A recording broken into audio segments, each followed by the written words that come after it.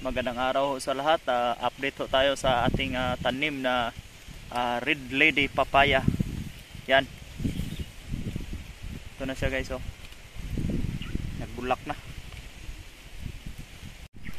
Yan. Nagbulak na.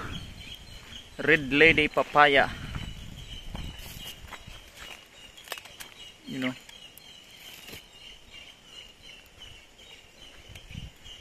Yun. Tabunan sa mais ang uban. Ito. Yan.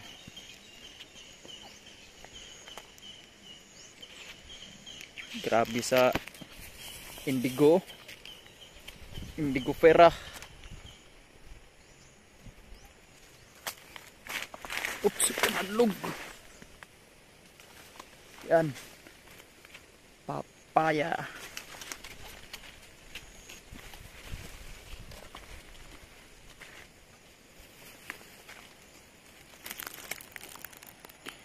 Grabe sa indigo.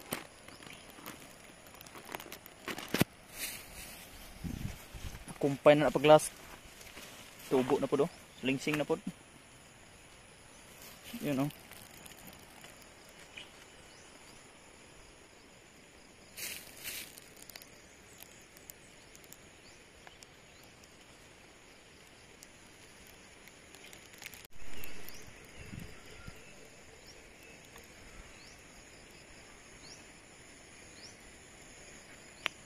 Yan.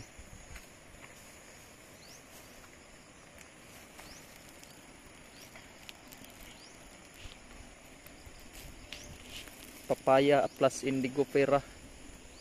Yan o.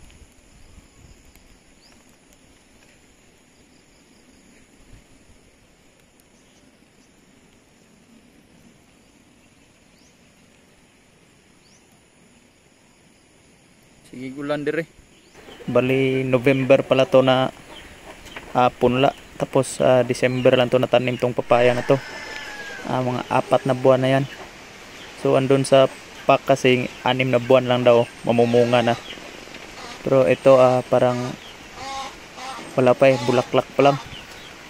Itong puno naman na to ay 14 months. So mahigit 1 taon na yan. Yan. May mga naharvesta na yan 8 piraso. Yun o. Red Lady Papaya. Pero ano na yan, wala nang bunga sa taas. Maabot po ang timbang ng Red Lady Papaya sa 2 kilo hanggang 3.5 kilo bawat piraso niyan. Yan, mga tigta 3 kilo yan. Average na timbang niya. Yan. 14 months, sobrang taas na. Yun o. So pag sobrang taas na ay yung ginagawa ko, pinuputol ko yung dulo. Ayan, kagayan yan. So mahigit 2 taon na ang puno na yan. Kaya yung ginawa ko, pinutol ko para may mga sanga ulit na tutubo na bago. So nilagyan ko lang ng takip yung pinutol natin para hindi pasukin ng tubig, ulan.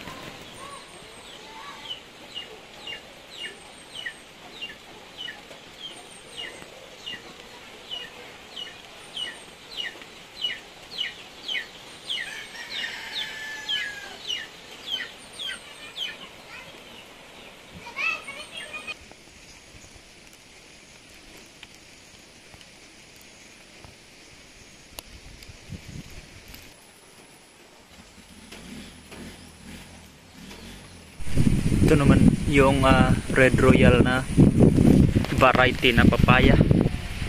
Matamis din siya, kaso nga lang yung buyer nito ayaw kasi sobrang laki, umaabot ng tig 4 na kilo isang piraso nito.